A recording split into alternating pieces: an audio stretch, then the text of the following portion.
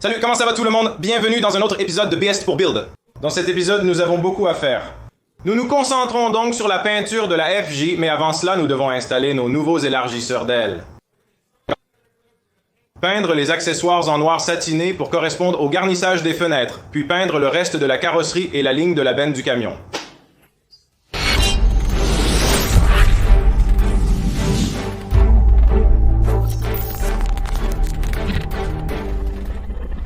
Avant de retourner au travail, je veux aborder quelques points rapidement.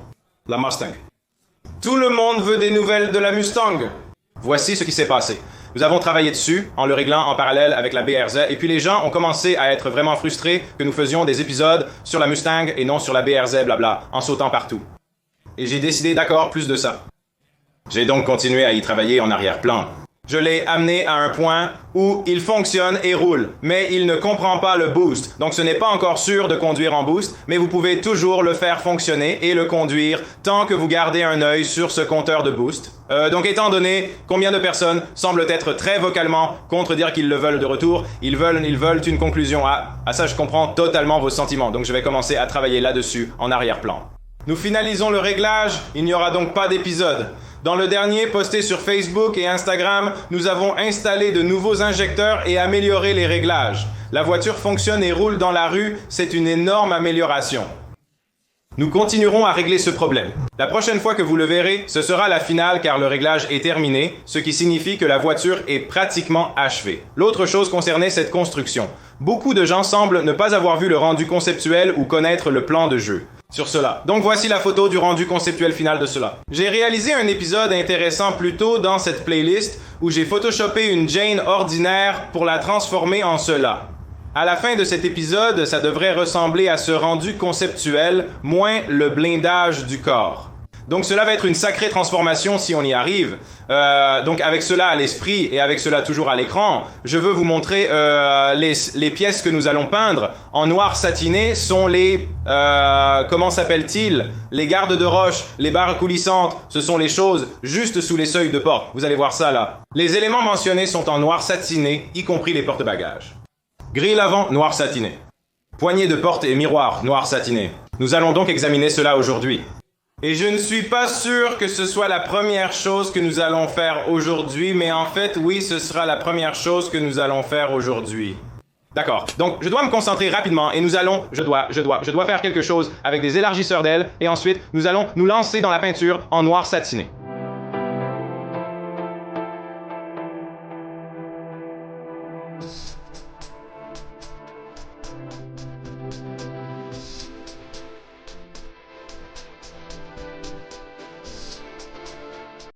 D'accord, nous avons peint certaines choses en noir, et maintenant, je suis prêt à peindre beaucoup plus de choses en noir. Ce que j'ai fait, c'est que je suis passé en dessous partout où l'élargisseur d'aile va couvrir, et j'ai peint avec du noir. De cette façon, si quelqu'un jette un coup d'œil pour une raison ou une autre, au moins, ce sera noir. De plus, il faut peindre le bandeau. J'ai appliqué du bandeau sur du métal nu. Il y a un débat pour savoir s'il faut d'abord appliquer un après sur le métal puis le bandeau, ou si on peut mettre directement le bandeau sur le métal nu avant d'appliquer un après comme indiqué sur la boîte de bandeau. Pour le faire sur du métal nu, malgré les critiques dans les commentaires, le bandeau absorbera l'humidité d'une manière ou d'une autre s'il est exposé à l'humidité. L'humidité traversera le bandeau, atteignant et rouillant le métal nu en dessous. Il faut donc appliquer une couche de peinture sur chaque morceau de bandeau avant d'appliquer le Raptor Liner pour sceller l'humidité. Je suppose que le Raptor Liner fera pareil. Voici les prochaines étapes. Je vais masquer les fenêtres latérales, peindre les rétroviseurs et les poignées de porte pour qu'ils soient assortis.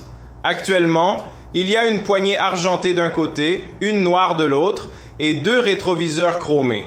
Le rétroviseur sera remplacé, mais en attendant, je vais peindre celui-là. Pour correspondre ainsi, nous n'avons pas de miroir chromé étrange. L'avantage est que nous pouvons masquer ces fenêtres pour éviter la surpulvérisation. Et ensuite, nous pouvons simplement les pulvériser sur la voiture en surpulvérisant sur la carrosserie. Car ensuite, nous masquerons ces derniers une fois qu'ils auront séché et envelopperons le revêtement de la carrosserie autour d'eux. Et cela n'aura pas d'importance qu'ils aient été peints 2 fois. C'est le plan de jeu, beaucoup de peinture noire à faire.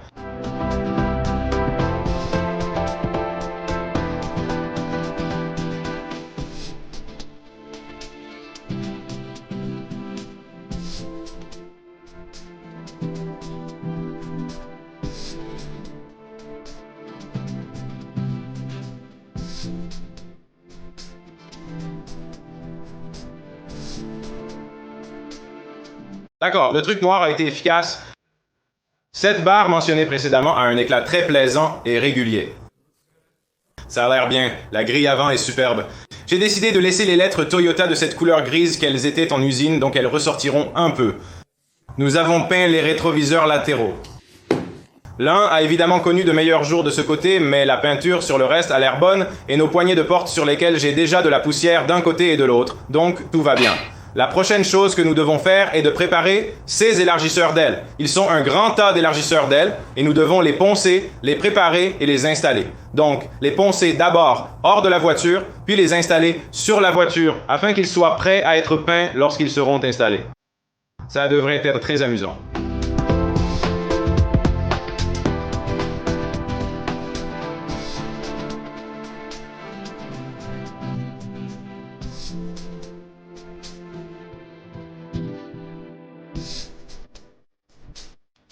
Les élargisseurs d'ailes sont préparés, poncés et le matériel est installé. Vous avez 2 pièces à l'arrière et une à l'avant. La préparation a pris environ 1h30, voyons combien de temps prendra l'installation.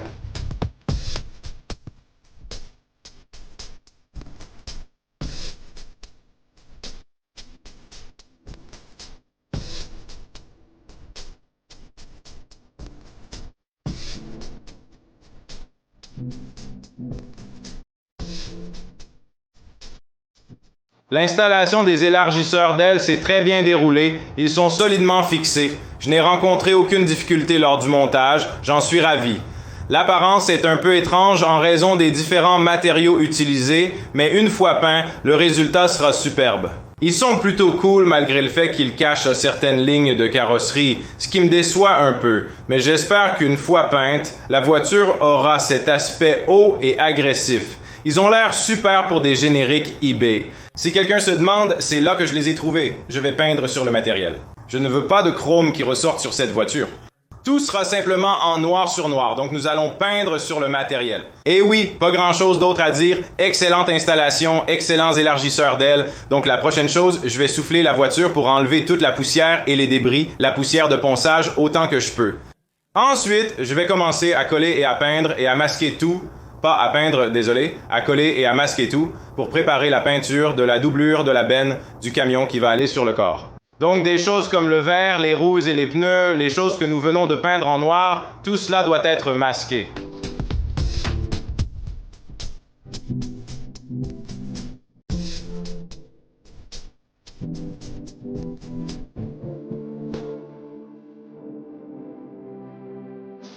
D'accord, c'est un nouveau jour. C'est le dernier jour de cette petite phase du projet. Je suis vraiment excité par ce soir. Ça devrait être génial. Hier soir, je n'ai pas autant avancé que prévu. J'ai fait une pause pour vendre la vieille BRZ accidentée que la plupart d'entre vous n'avaient jamais vue et qu'on avait achetée il y a un moment. Je l'ai laissée à quelqu'un qui allait en faire de meilleures choses que moi. Je suis ravi de l'avoir donnée à un jeune constructeur qui va restaurer la voiture. Donc c'est génial. J'ai masqué la moitié arrière. J'ai maintenant masqué l'avant. Allons-y et faisons cela.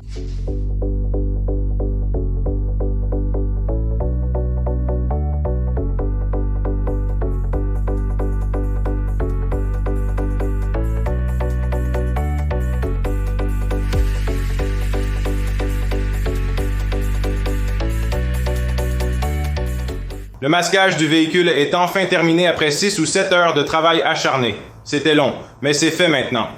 Nous sommes prêts à pulvériser la peinture. Avant de pulvériser le revêtement sur la benne du camion, nous devons traiter les marques de brûlure atteignant la tôle brute et effectuer les travaux de carrosserie nécessaires. Pour préparer les pièces pour le revêtement Raptor, nous les nettoierons avec de la cire et du dégraissant, puis pulvériserons une primaire autogravante sur le métal visible. Ensuite, nous appliquerons une couche de peinture pour protéger de l'eau. La primaire autogravante est essentielle pour le revêtement Raptor. Ainsi, tout sera parfait. C'est donc beaucoup de travail car nous avons beaucoup d'endroits qui sont brûlés, mais cela en vaudra certainement la peine pour la longévité du revêtement de la benne du camion. Le camion est entièrement préparé pour la peinture.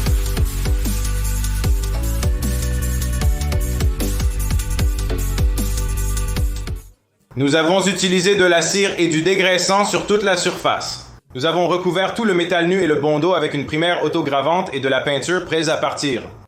Commençons par le toit, ce qui sera très difficile car je n'ai que ce tabouret vraiment terrible que vous m'avez vu utiliser. Il est cassé en deux et j'ai été assez frivole pour le réparer.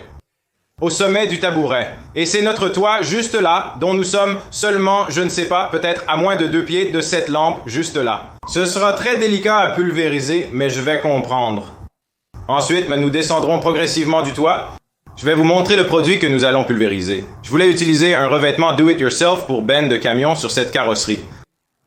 J'ai reçu un devis de 2400 $ pour faire du Line X, à condition que je prépare le véhicule et retire toutes les garnitures moi-même. 2400 $ pour le pulvériser.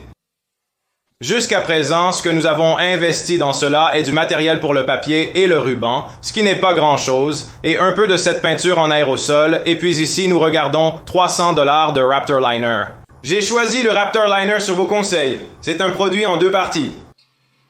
2K est un revêtement de benne de camion, mais je ne sais pas s'il est à base d'uréthane. Voici le pistolet. Et la façon dont cela fonctionne est que vous avez votre revêtement dans chacune de ces petites bouteilles d'1 litre, et donc à l'intérieur se trouve le revêtement noir visqueux, et ensuite vous avez votre durcisseur juste ici. Si vous mettez 250 ml de durcisseur dans la bouteille, vous secouez très bien la bouteille pendant 2 minutes, puis vous la vissez sur le pistolet et vous êtes prêt à le pulvériser dessus. Je vais donc installer un séparateur d'huile et un filtre à air sur mon pistolet. Je vais mettre un séparateur d'huile, un filtre à air et un manomètre ici pour ajuster l'air. Vous voulez entre 40 et 60 pounds per square inch.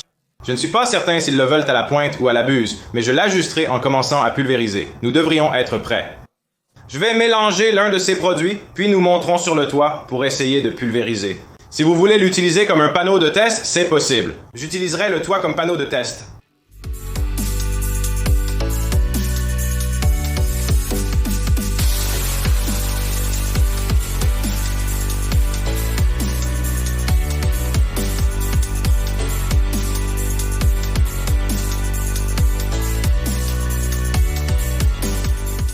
D'accord, j'ai juste fini le toit, je vais monter la caméra là-haut, vous pouvez voir qu'il a été appliqué assez bien, ça a l'air bien, c'est délicat, j'essaie de régler la taille du point, il faut s'assurer, par exemple, même si ce n'est pas encore peint, de ne pas simplement pulvériser directement en oubliant de passer sous le rebord. Le toit est terminé, il a fallu 2 litres de peinture. Si nous continuons à ce rythme, cette quantité sera suffisante pour le véhicule. J'essaie d'obtenir une texture plus fine et granuleuse, mais je ne sais pas si c'est possible. Je vais régler cela en avançant vers l'arrière pour peindre cette partie ensuite.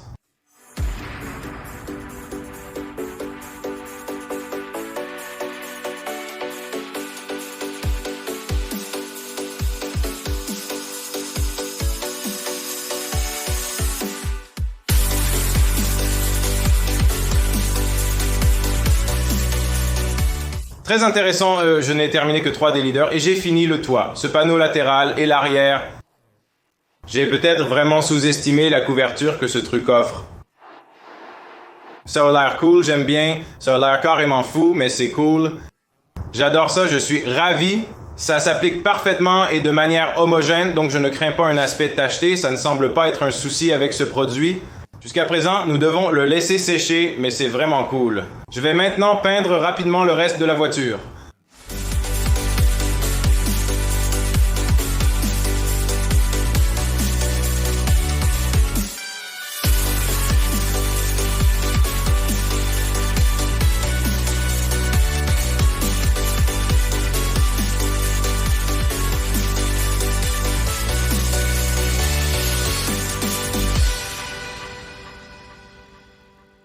Wow, ce camion a l'air vraiment méchant avec cette nouvelle peinture. Il a vraiment l'air plus robuste et plus dur. C'était définitivement le look que je recherchais, donc je suis ravi de ça.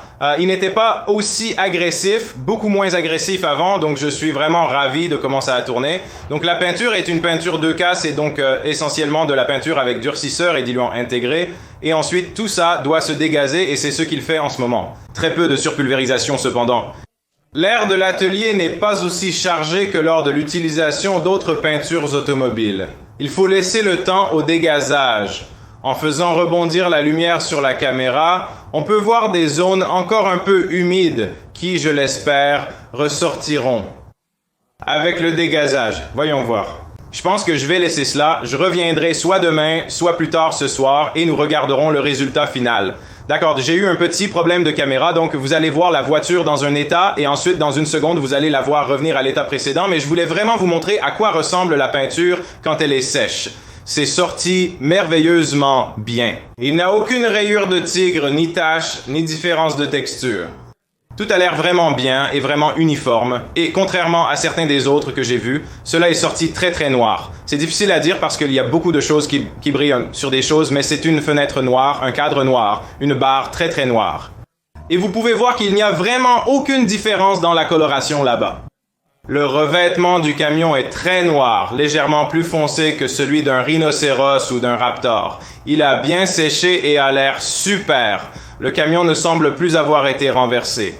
Nous avons utilisé des matériaux pour environ 225 $, 4 litres d'un produit et 1 litre d'un autre, appliqué avec un pistolet à peinture à 20 $. Une pression d'air réduite suffit, inutile d'utiliser un gros compresseur d'air à pleine puissance. Donc c'est un très bon revêtement do-it-yourself à faire à la maison pour très peu cher. Si vous voulez le faire pour un camion ou quoi que ce soit où vous voulez cet aspect, c'est quelque chose que je recommanderais vivement pour les bricoleurs à domicile là-bas. Parce que c'était très très bon marché et vous n'avez besoin d'aucun matériel spécial ou de choses spéciales comme des compresseurs d'air ou des pistolets à peinture ou quoi que ce soit de ce genre. Juste un pistolet à peinture de 20 $ là-bas, un petit compresseur d'air standard et vous êtes prêts à partir.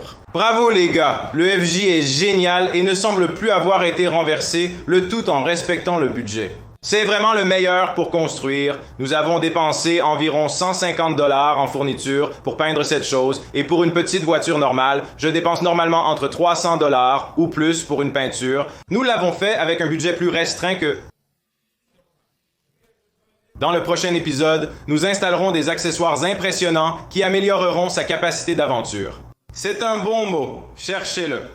Si B est pour Build et que vous appréciez notre travail, rendez-vous sur bs4build.com, allez à la boutique, choisissez votre article préféré et achetez-le avant rupture de stock. Nos chemises FJ sont toujours en stock. Tous les bénéfices de toutes les ventes de marchandises vont directement pour nous soutenir avec ces constructions et aider à acheter des pièces et des choses comme ça. Merci à tous de faire cela. Pour nous trouver sur les réseaux sociaux, nous sommes BS pour Build. Si nous y sommes, il y a un lien dans la description vers tout, Facebook, Twitter, tout.